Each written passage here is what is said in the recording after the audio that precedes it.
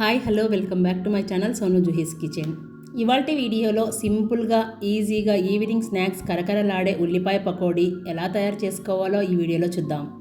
ఇప్పుడు ఈ ఉల్లిపాయ పకోడీ చేసుకోవడానికి 4 ఉల్లిపాయలు అలాగే 4 పచ్చిమిరపకాయలను ఇలా సన్నగా పొడవుగా కట్ చేసుకొని ఉంచుకోవాలి. ఉల్లిపాయలు మరీ మందంగా మరీ పలుచగా కాకుండా మీడియం సైజు నేను చూపించిన విధంగా కట్ చేసుకుంటే సరిపోతుంది.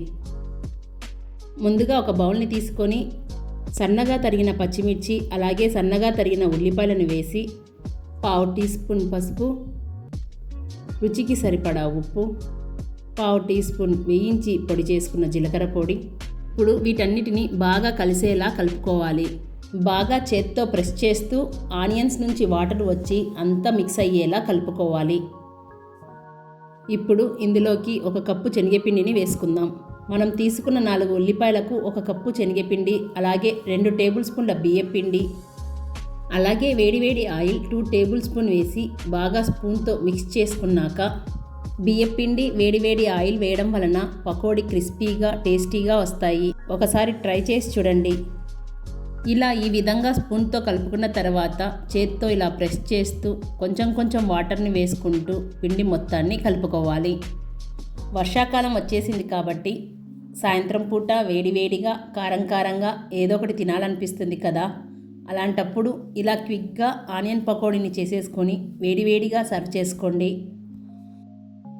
పకోడీకి నేను చూపించిన విధంగా ఈ కన్సిస్టెన్సీ అయితే సరిపోతుంది. మరీ గట్టిగా కాకుండా మరీ జారుగా కలుపుకోకుండా నేను చూపించిన విధంగా కలుపుకుంటే సరిపోతుంది. లేదంటే తినేటప్పుడు గట్టిగా వస్తాయి.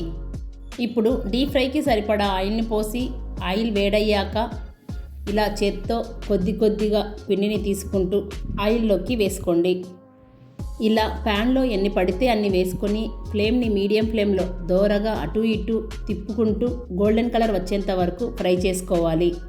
ఫ్లేమ్ని హై ఫ్లేమ్లో పెట్టుకొని వేయించారనుకోండి పైన కలర్ వచ్చి లోపల పచ్చిగా ఉంటాయి. ఇలా ఈ విధంగా గోల్డెన్ కలర్ వచ్చాక ఒక ప్లేట్లోకి తీసుకొని సర్వ్ చేసుకోవడమే. ఇలాగే మిగతా పకోడీ మొత్తాన్ని ఫ్రై చేసుకుంటే ఎంతో టేస్టీగా కరకరలాడే ఆనియన్ పకోడీ రెడీ అయిపోయింది. ఈసారి మీరు పకోడీ చేసేటప్పుడు ఈ విధంగా ట్రై చేసి చూడండి. క్రిస్పీగా చాలా బాగుంటాయి. ఇలాంటివి మరెన్నో మంచి రెసిపీస్ కోసం సోను జుహీస్ కిచెన్ని సబ్స్క్రైబ్ చేసుకోండి.